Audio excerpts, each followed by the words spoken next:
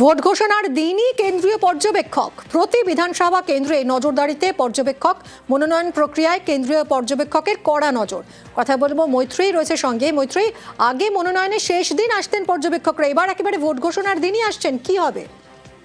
দেখো, সেরকমই কিন্তু ইঙ্গিত পাওয়া যাচ্ছে জাতীয় নির্বাচন কমিশন সূত্রে, এবং তাদের সূত্রে আমরা যেটা জানতে পারছি যে এবার এই কেন্দ্রীয় পর্যবেক্ষক, যাদের ইতিমধ্যে প্রশিক্ষণ শুরু হয়ে গিয়েছে, 1400-রও বেশি কেন্দ্রীয় পর্যবেক্ষক এবার নিয়োগ করছে জাতীয় নির্বাচন কমিশন, এবং আইপিএস, আইআরএস, আইএএস দের এই কেন্দ্রীয় পর্যবেক্ষকের দায়িত্ব দেওয়া হবে। 5 রাজ্যের কেন্দ্রীয় পর্যবেক্ষকদেরকে পাঠানো হবে যেদিন নির্বাচনের বিজ্ঞপ্তি প্রকাশ হবে সেদিনই, অর্থাৎ মনোনয়নের যে প্রক্রিয়া সেটাও কিন্তু এবার কেন্দ্রীয় পর্যবেক্ষক যারা রয়েছেন তাদের নজরদারিতেই হবে, তেমনটাই ইঙ্গিত মিলছে জাতীয় নির্বাচন কমিশনের তরফ থেকে। ফলে এবার যদি নির্বাচন যখন ঘোষণা হবে 5 রাজ্যের, তখন একেবারে প্রথম থেকেই বিজ্ঞপ্তি জারি হওয়া থেকেই গোটা প্রক্রিয়াটি কেন্দ্রীয় পর্যবেক্ষকের নজরদারিতে চলবে, তেমনটাই সিদ্ধান্ত জাতীয় নির্বাচন কমিশনের। সঙ্গে থাকো মৈত্রী।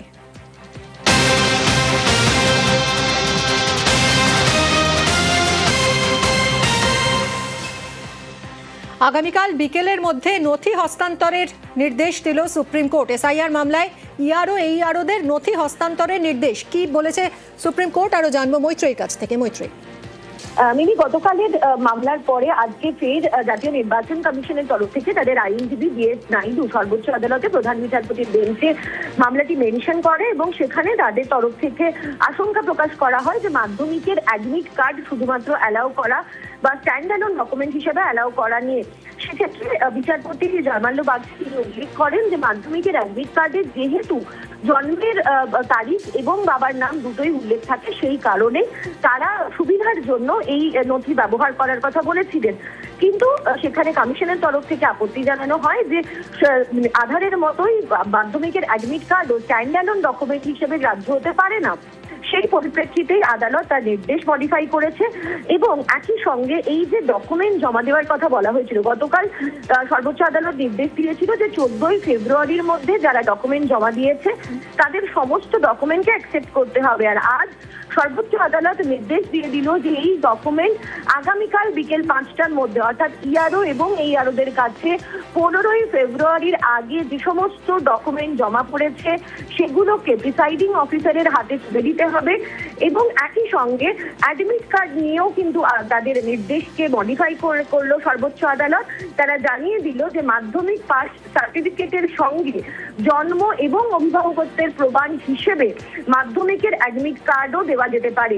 ফলে মাধ্যমিকের অ্যাডমিট কার্ড আর স্ট্যান্ড অ্যালোন ডকুমেন্ট হিসাবে গৃহীত হবে না, তার সঙ্গে মাধ্যমিক পাস সার্টিফিকেটের যেটা রয়েছে তার সঙ্গে অ্যাডমিট কার্ড দেওয়া যেতে পারে, সেটাই আজকে ক্লারিফাই করে দিল সর্বোচ্চ আদালত।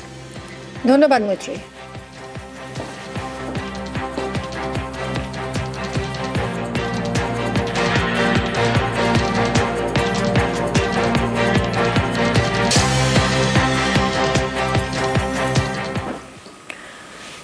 দিনহাটায় 3 দশক আগে ভাঙে কাঠের সেতু, সেই জায়গায় এবার পাকা সেতু। জেলায় জেলায় পথশ্রী প্রকল্পে শুরু রাস্তার কাজ।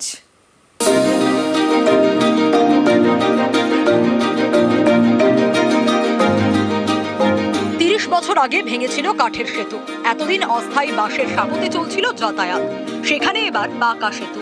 সোমবার হয়েছে উদ্বোধন। কোচবিহারের দিনহাটায় বানিয়াদহ নদীর পাশেই কেদারঘাট, এখানেই তৈরি হয়েছে কংক্রিটের সেতু উত্তরবঙ্গ উন্নয়ন দপ্তরের উদ্যোগে। 60 মিটারের সেতু তৈরিতে খরচ হয়েছে প্রায় 2 কোটি টাকা। এটা অনেক কাজে লাগবে, অনেক উন্নত হয়েছে, এটা দিয়ে অনেক লোক যাতায়াত করতে পারবে। এটা শর্ট রাস্তা হয়েছে এখন, আগে তো কদমতলা দিয়ে ঘুরিয়ে আসা লাগতো, এখন ওইদিকে আসা লাগবে না, এটা শর্ট হয়ে গেল। এখন এটা যাওয়ার সুবিধা বেশি। বেশ কিছুদিন ধরে মানুষ আগে একটা কাঠের ব্রিজ ছিল, সেটা ভেঙে যায়, তারপরে বছরের পর বছর এই বাঁশের উপর দিয়ে মানুষকে যাতায়াত করতে হয়েছে। 2 কোটি 9 লক্ষ টাকা খরচ করে ওই ব্রিজটার কাজ সম্পন্ন করেছি। দুপারের মানুষেরই একটা বিশাল সমস্যার সমাধান হয়ে গেল। উত্তর 24 পরগনা ভোটঘোষণার দেগঙ্গা। এখানকার আমুলিয়াতে তৈরি হচ্ছে 16 কিলোমিটার রাস্তা পথশ্রী প্রকল্পে। নতুন এই রাস্তা তৈরিতে বরাদ্দ হয়েছে 9 কোটি টাকা। অভিযোগ, এতদিন ছিল মাটির রাস্তা, বর্ষার সময় ধুয়ে যেত, ফলে চরম ভোগান্তিতে পড়তেন স্থানীয়রা। এবার সেখানে নতুন পাকা রাস্তা। এই রাস্তাঘাটে দরকার ছিল, যেহেতু রাস্তাঘাট অনেক খারাপ ছিল, থেকে আমাদের গ্রামের রাস্তা কাজ শুরু হয়েছে। এর জন্য আমরা অনেকে খুশি, আরও চাই এইভাবে হোক। যে 20,000 কিলোমিটার রাস্তা হচ্ছে, তারই সেই রাস্তা WBSRD এর মাধ্যমে এই রাস্তাটা আমুলিয়া গ্রাম পঞ্চায়েত, একটা পঞ্চায়েতেই 16 কিলোমিটার রাস্তা, যার মোট ব্যয় প্রায় 9 কোটি টাকা। নদিয়ার চাপড়া, এখানে পথশ্রী প্রকল্পে 10 কোটি টাকা খরচে সারাই হচ্ছে 12টি রাস্তা। মঙ্গলবার থেকে শুরু হয়েছে 20 কিলোমিটার রাস্তা সারাইয়ের কাজ।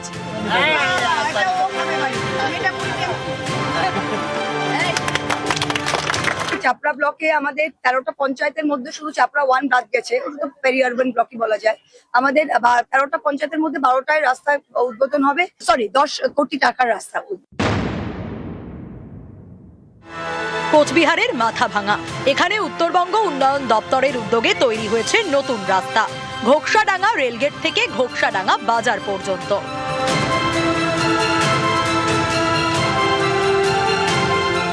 আগে এই রাস্তার মধ্যে অসংখ্য জল জমে থাকতো, বৃষ্টি হলে, হালকা বৃষ্টি হলে মনে হচ্ছে যেন বন্যা হয়ে গেছে। সেই উত্তরবঙ্গ উন্নয়ন দপ্তর থেকে আমাদের যে রাস্তাঘাট করে দিয়েছে, তাতে আমাদের থানা, কলেজ, স্কুল, হাসপাতাল, আমাদের গ্রামবাসী বা ঘোকসাডাঙ্গা শহরের লোক, ঠিক আছে, সবাই উপকৃত বা ওরা সবাই খুশি। ঘোকসাডাঙ্গা রেলগেট থেকে ঘোকসাডাঙ্গা বাজার পর্যন্ত 2.5 কিলোমিটার পেভাস ব্লকের রাস্তা হয়েছে। এছাড়াও আরও অন্যান্য অনেক রাস্তা রয়েছে পেভাস ব্লকের। আমি শুধু এটা যেহেতু সাম্প্রতিক হয়ে গেল, প্রায় 2,89,00,000 টাকা ব্যয়ে এই রাস্তা তৈরি হয়েছে। সাধারণ মানুষের দীর্ঘদিনের দাবি ছিল। নিউজ 18 বাংলা। ভোট ঘোষণার দিনই কেন্দ্রীয় পর্যবেক্ষক। প্রতি বিধানসভা কেন্দ্রে নজরদারিতে পর্যবেক্ষক, মনোনয়ন প্রক্রিয়ায় কেন্দ্রীয় পর্যবেক্ষকের কড়া নজর। কথা বলবো মৈত্রী রয়েছে সঙ্গে। মৈত্রী, আগে মনোনয়নের শেষ দিন আসতেন পর্যবেক্ষকরা, এবার একেবারে ভোট ঘোষণার দিনই আসছেন, কি হবে?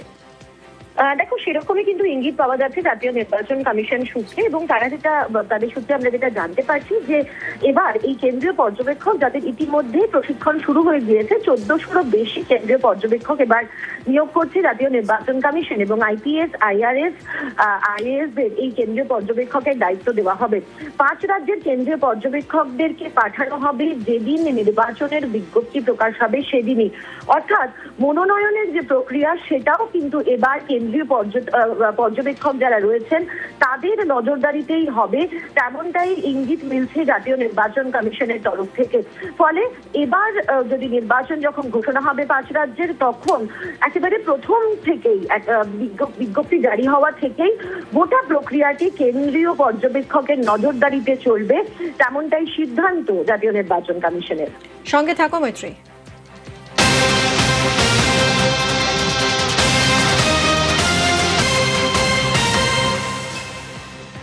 আগামীকাল বিকেলের মধ্যে নথি হস্তান্তরের নির্দেশ দিল সুপ্রিম কোর্ট। SIR মামলায় ERO-AEROদের নথি হস্তান্তরের নির্দেশ কি বলেছে সুপ্রিম কোর্ট, আরো জানবো মৈত্রীর কাছ থেকে। মৈত্রী, মিনি, গতকালের মামলার পরে আজকে ফের জাতীয় নির্বাচন কমিশনের তরফ থেকে তাদের আইনজীবী BS নাইডু সর্বোচ্চ আদালতে প্রধান বিচারপতির বেঞ্চে মামলাটি মেনশন করে, এবং সেখানে তাদের তরফ থেকে আশঙ্কা প্রকাশ করা হয় যে মাধ্যমিকের অ্যাডমিট কার্ড শুধুমাত্র অ্যালাউ করা বা স্ট্যান্ড অ্যালোন ডকুমেন্ট হিসেবে অ্যালাউ করা নিয়ে। সেক্ষেত্রে বিচারপতি জামাল্য বাগচি তিনি উল্লেখ করেন যে মাধ্যমিকের অ্যাডমিট কার্ডে যেহেতু জন্মের তারিখ এবং বাবার নাম দুটোই উল্লেখ থাকে, সেই কারণে তারা সুবিধার জন্য এই নথি ব্যবহার করার কথা বলেছিলেন। কিন্তু সেখানে কমিশনের তরফ থেকে আপত্তি জানানো হয় যে আধারের মতোই মাধ্যমিকের অ্যাডমিট কার্ডও স্ট্যান্ড অ্যালোন ডকুমেন্ট হিসেবে গ্রাহ্য হতে পারে না। সেই পরিপ্রেক্ষিতেই আদালত তার নির্দেশ মডিফাই করেছে, এবং একই সঙ্গে এই যে ডকুমেন্ট জমা দেওয়ার কথা বলা হয়েছিল, গতকাল সর্বোচ্চ আদালত নির্দেশ দিয়েছিল যে 14ই ফেব্রুয়ারির মধ্যে যারা ডকুমেন্ট জমা দিয়েছে তাদের সমস্ত ডকুমেন্টকে অ্যাকসেপ্ট করতে হবে। আর আজ সর্বোচ্চ আদালত নির্দেশ দিয়ে দিল যে এই ডকুমেন্ট আগামীকাল বিকেল 5টার মধ্যে অর্থাৎ ইআরও এবং এইআরওদের কাছে 15ই ফেব্রুয়ারির আগে যে সমস্ত ডকুমেন্ট জমা পড়েছে সেগুলোকে প্রিসাইডিং অফিসারের হাতে তুলে দিতে হবে এবং একই সঙ্গে অ্যাডমিট কার্ড নিয়েও কিন্তু তাদের নির্দেশকে মডিফাই করলো সর্বোচ্চ আদালত।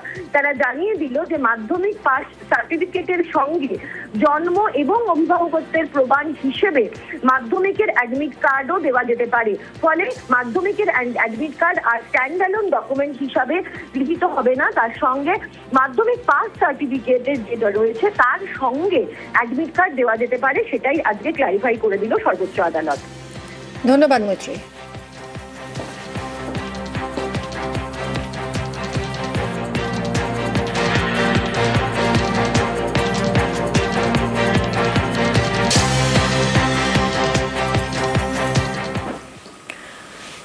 দিনহাটায় 3 দশক আগে ভাঙে কাঠের সেতু, সেই জায়গায় এবার পাকা সেতু। জেলায় জেলায় পথশ্রী প্রকল্পে শুরু রাস্তার কাজ।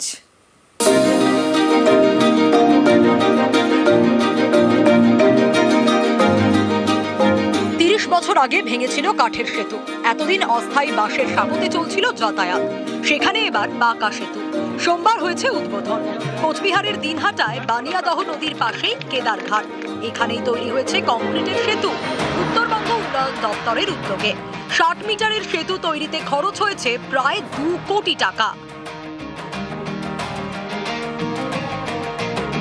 এটা অনেক কাজে লাগবে, অনেক উন্নত হয়েছে। এটা দিয়ে অনেক লোক যাতায়াত করতে পারবে। এটা শর্ট রাস্তা হয়েছে এখন, আগে তো কদমতলা দিয়ে ঘুরিয়ে আসা লাগতো, এখন ওইদিকে আসা লাগবে না, এটা শর্ট হয়ে গেল। এখন এটা যাওয়ার সুবিধে বেশি। বেশ কিছুদিন ধরে মানুষ মানে আগে একটা কাঠের ব্রিজ ছিল সেটা ভেঙে যায়, তারপরে বছরের পর বছর এই বাঁশের উপর দিয়ে মানুষকে যাতায়াত করতে হয়েছে। 2 কোটি 9 লক্ষ টাকা খরচ করে ওই ব্রিজটার কাজ সম্পন্ন করেছি। দুপারের মানুষেরই একটা বিশাল সমস্যার সমাধান হয়ে গেল। উত্তর 24 পরগনার দেগঙ্গা, এখানকার আমুলিয়াতে তৈরি হচ্ছে 16 কিলোমিটার রাস্তা পথশ্রী প্রকল্পে। নতুন এই রাস্তা তৈরিতে বরাদ্দ হয়েছে 9 কোটি টাকা। অভিযোগ, এতদিন ছিল মাটির রাস্তা, বর্ষার সময় ধুয়ে যেত, ফলে চরম ভোগান্তিতে পড়তেন স্থানীয়রা। এবার সেখানে নতুন পাকা রাস্তা। রাস্তাঘাটে দরকার ছিল, যেহেতু রাস্তাঘাট অনেক খারাপ ছিল, থেকে আমাদের গ্রামের রাস্তা কাজ শুরু হয়েছে। এর জন্য আমরা অনেকে খুশি, আরও চাই এইভাবে হোক। যে 20,000 কিলোমিটার রাস্তা হচ্ছে তারই সেই রাস্তা WBSRD এর মাধ্যমে এই রাস্তাটা আমুলিয়া গ্রাম পঞ্চায়েত, একটা পঞ্চায়েতেই 16 কিলোমিটার রাস্তা, যার মোট ব্যয় প্রায় 9 কোটি টাকা। নদিয়ার চাপড়া, এখানে পথশ্রী প্রকল্পে 10 কোটি টাকা খরচে সারাই হচ্ছে 12টি রাস্তা। মঙ্গলবার থেকে শুরু হয়েছে 20 কিলোমিটার রাস্তা সারাইয়ের কাজ।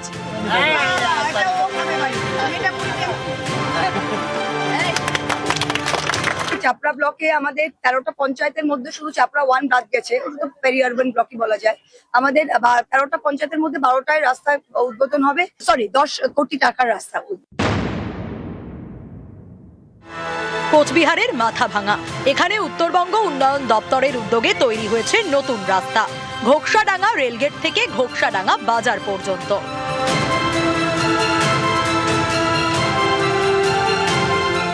আগে এই রাস্তার মধ্যে অসংখ্য জল জমে থাকতো, বৃষ্টি হলে, হালকা বৃষ্টি হলে মনে হচ্ছে যেন বন্যা হয়ে গেছে। সেই উত্তরবঙ্গ উন্নয়ন দপ্তর থেকে আমাদের যে রাস্তাঘাট করে দিয়েছে, তাতে আমাদের থানা, কলেজ, স্কুল, হাসপাতাল, আমাদের গ্রামবাসী বা ঘোকসাডাঙ্গা শহরের লোক, ঠিক আছে, সবাই উপকৃত বা ওরা সবাই খুশি। ঘোকসাডাঙ্গা রেলগেট থেকে ঘোকসাডাঙ্গা বাজার পর্যন্ত 2.5 কিলোমিটার পেভাস ব্লকের রাস্তা হয়েছে।